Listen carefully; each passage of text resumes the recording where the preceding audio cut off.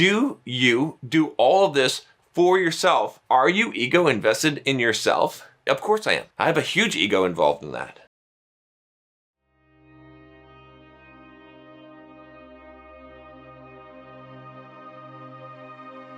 There's no deeper journey. There's no higher purpose, no higher meaning than the process of creating yourself, of discovering what you're capable of. And becoming that is the only thing in your life that will be a continual quest, that will be continual beyond anything else that exists. All other things are going to be temporary. They're going to fade. Even passions fade, relationships fade, people will die. You will have everything removed from your life except for you and who you become.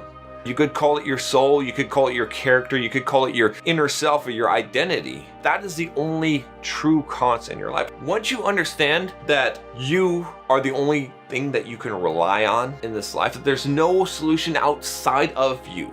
Once you understand that there is no one that is going to love you more than you are able to love yourself. Once you understand that what you're looking for to feel complete, to feel whole, is already within you and you have that capability, and you have to choose to exercise that and to grow that and to grow yourself, and that there is no one saving you. There's nothing out there that is going to change you fundamentally or make you happy. When you understand that concept, you realize how important it is to work on yourself, to self-develop yourself. And you realize how important it is to live your life to its fullest, every moment that you can. And a lot of the world will call this selfishness. They will call it superficial. And some of the things that you do and some of the motives that you have will be selfish. They will be, and they will be superficial. But the question is, if this is something that you need, if this is something that is important in your life, does it really matter if other people think that it's egotistical or shallow or superficial? My purpose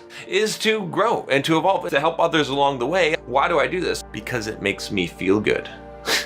Because it makes me feel good about myself to be giving back, to be a leader, to be a person who is helping other people on their journey. You could say, well, that's selfish. Yes, it is selfish. Name me one action that you ever do in your life that is not selfish. No one ever does anything except for selfish reasons. You do things like maybe you give blood, but the reason why you do it is because you're getting something for it.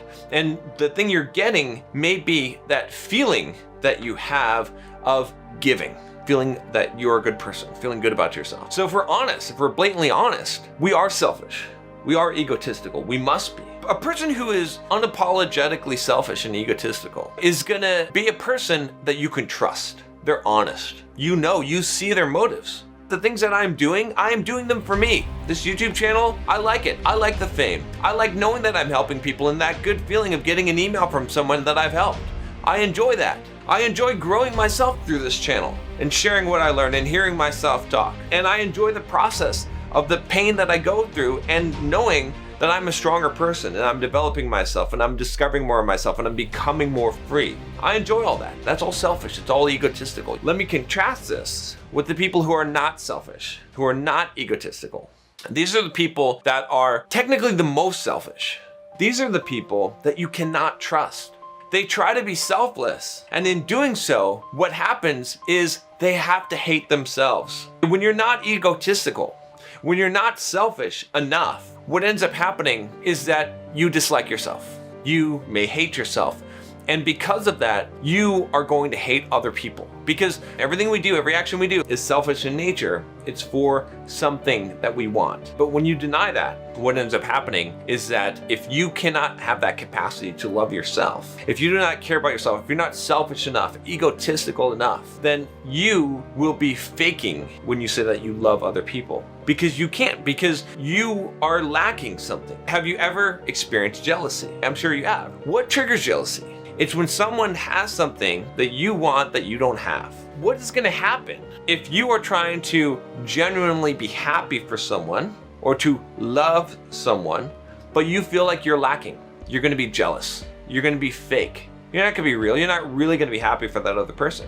You're not really gonna love that other person. You're gonna be wanting to get something from them. A lot of you guys that are having trouble with women, that are having trouble with relationships. Maybe you're kind of the pussy in the relationship. You're, quote, pussy whipped. So you feel abused. You feel like you're wronged and people step on you and they treat you badly. The reason why is because you don't have enough self-respect for yourself. You're trying to be caring, you're trying to be self-sacrificing, but you're expecting something in return. It's called an implicit contract, an obligation that you're putting on other people. You're putting expectations on other people because you allow them to put expectations on you.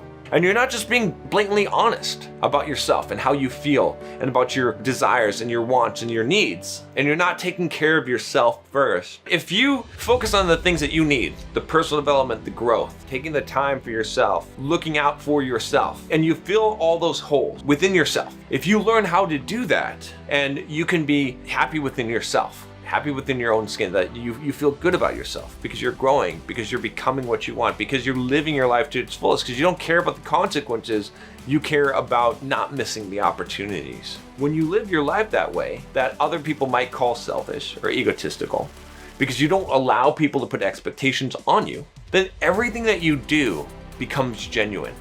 When you pay someone a compliment, you don't do it out of obligation. You don't do it because you feel like it's the right thing to say, or you feel like you need to say that in order to gain something from them. Because you're already complete. You're already fine. You're already doing all the selfish things that you want to do in life. You're already as egotistical as you need to be. So when you genuinely pay someone a compliment, it's genuine.